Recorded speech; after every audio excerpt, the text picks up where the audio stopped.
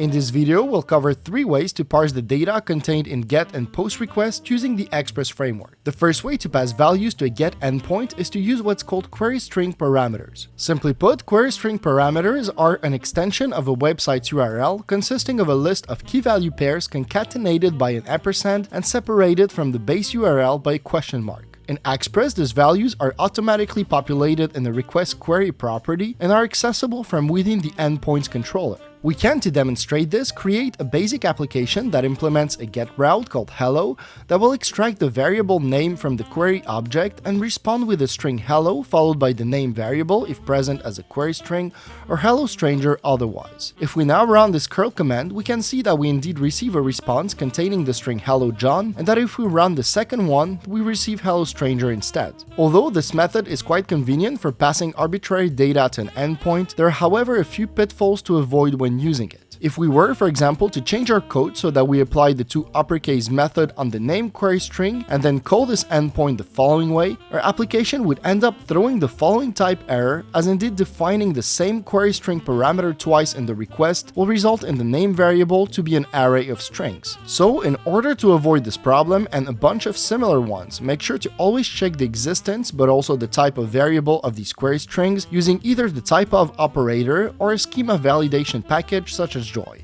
That being said, if you don't need this parsing feature, I encourage you to disable it using the set method of the application object like so. The second way to pass values to a GET endpoint, which is also preferred to the first one, is to use what's called route parameters. In short, a route parameter is a named URL segment that is used to capture the value specified at its position in the URL. When using Express, this value will automatically be populated in the request params property under the same key as its name, allowing you to define multiple ones to create more complex URLs, such as this one for instance. That being said, if we wanted to achieve the same result as the previous example, but this time using a route parameter, we could explicitly define the name variable in the URL and extract it from the params object instead of the query object like so. However, note that even if these two methods seem quite similar, using route parameters is much better than query strings as it helps reducing the required amount of validation, since a route parameter is never null or undefined and is always a string of characters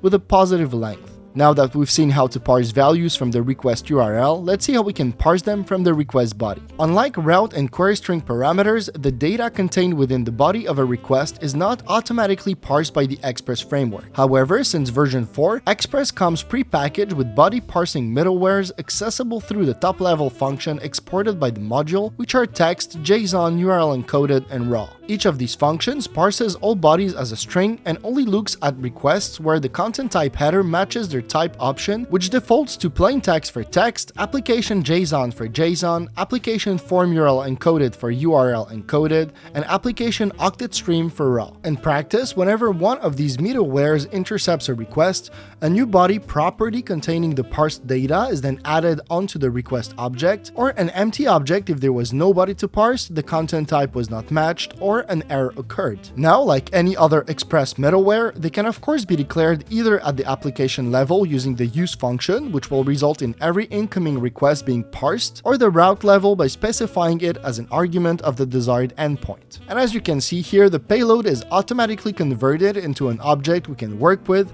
and the same goes of course for the 3 other middlewares I presented to you.